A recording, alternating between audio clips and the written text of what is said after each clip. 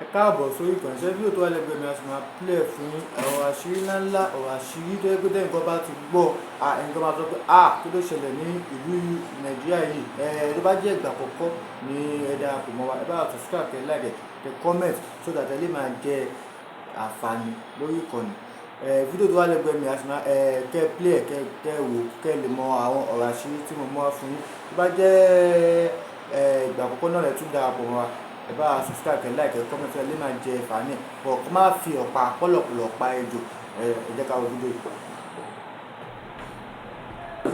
Assalamu alaikum wa rahmatullahi wa barakatuh. Muki from Nigeria here. Eku role. And fún àwọn Christiani àlàáfíà fún yín o.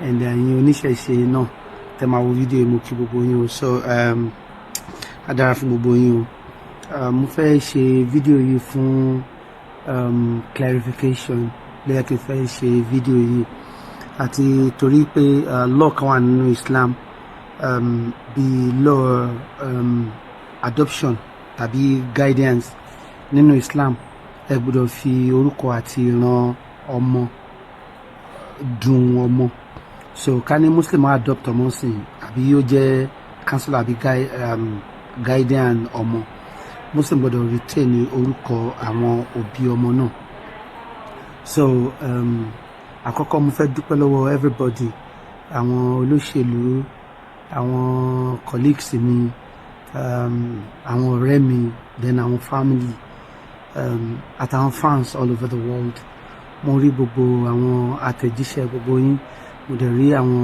tó ń pè àtàwọn tí mi tí máa gbé kọ́ọ̀lù wọn kí wọ́n padà mo dúpẹ́ o àní fi àbúrú gbà o but mo fẹ́ ṣe fídíò yìí láti clarify ọmọ tí Ọlọ́run mú sọ́dọ̀ yẹn Mohammed lórúkọ ẹ̀ kì í ṣe ọmọ bíbí inú mi ṣùgbọ́n godson mi ni tẹ́ bá wá ṣàkíyèsí àwọn tó bá ṣàkíyèsí ọkẹ àwọn kan náà tó ń pè mí sìn àwọn tó bá ṣàkíyèsí bí mo ṣe máa ń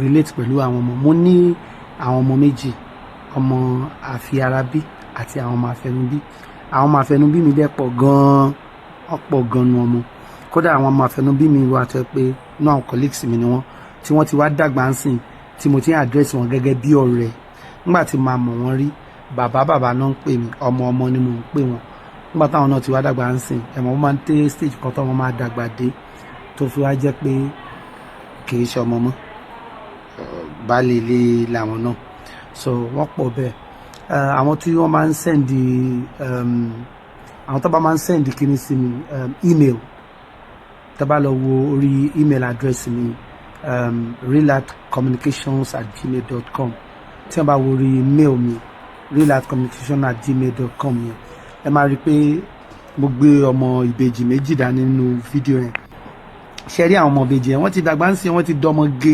dáadáa wọ́n ti wà fully grown bàbá tiwọn èmi ni adopted child bàbá tiwọn ara àwọn ọmọ kéékèèké ilé yẹn ni àwọn ọmọ yẹn nígbà tí wọ́n wà ní kékeré tọ́ṣẹ̀ bí wọn ni mo kó wọn dání yẹn wọ́n dẹ̀ ti dọmọ gẹ́ǹsì wọ́n ti dàgbà bọ́ mo ò tí ì change ẹ̀ rí ìgbà míì wà tí máa ṣí mail mi máa ṣiṣẹ́ rí pé àwọn ọmọ yìí máa ṣe ló wà lórí mail mi láti ìjọ yìí ó wà lórí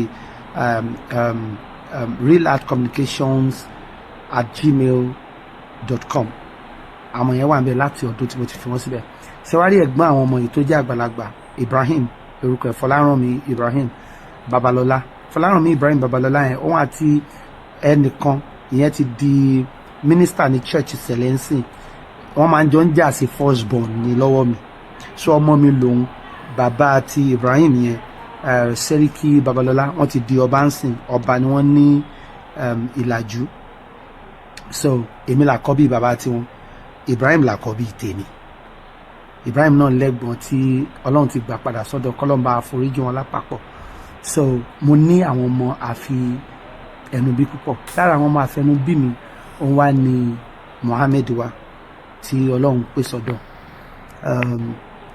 tẹ́ bá ṣàkíyèsí mo ti máa ń post fídíò before now tí máa post ọmọ kan fún birthday tí máa ní dear son ìmí wà tí máa rí táwọn blogger máa gbé gan tó máa sọ pé ọmọ mi lélẹ́yìn náà mo fẹ́ kọ́ clarify ọmọ mẹ́ta ni Olúwa fún mi Abdulmalik Ahmed àti Awal ọmọ pọ̀ lára mi, so mo fẹ́ bí sí tọ́lọ́run bá fún mi sí.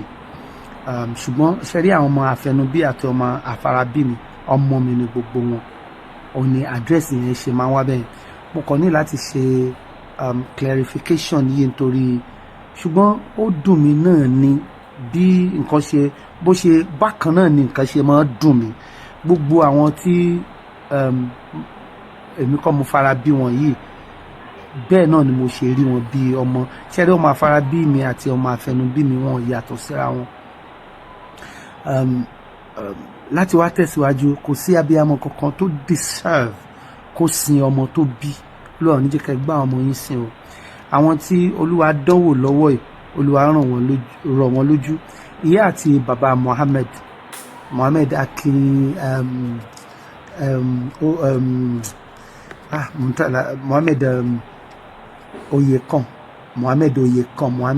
Oyekan lórúkọ ọmọ ẹ̀, Mohammed Oyekan àti bàbá àti màmá Mohammed Oyekan, Olúwa rọ̀ wọ́n lójú.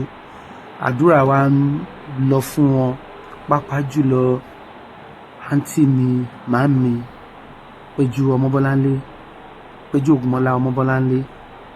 Olúwa kó ràn wọ́n lójú, Olúwa kó ràn wọ́n lójú.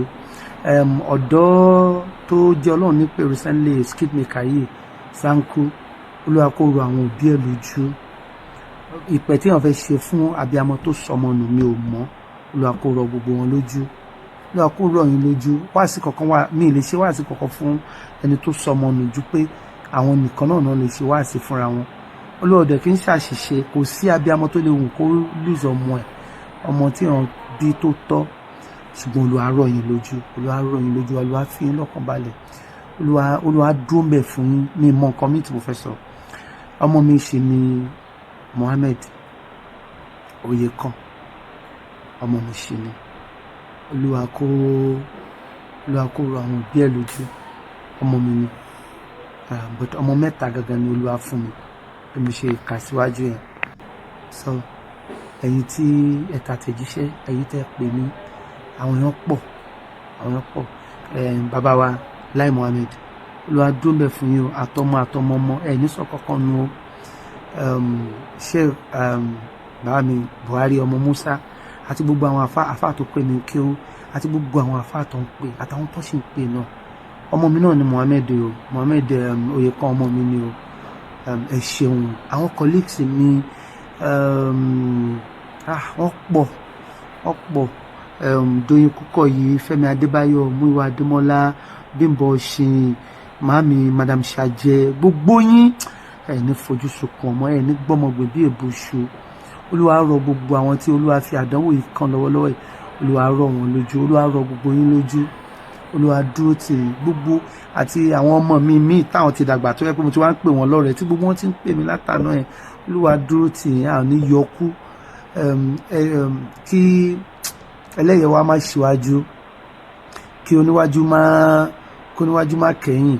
Ẹ̀yin tí à ń tọ́ bí ọmọ, ẹ̀yin náà ní kẹ́ dèpẹ̀ sí wa lójú. Nǹkan tó ti dáa jù nìyẹn.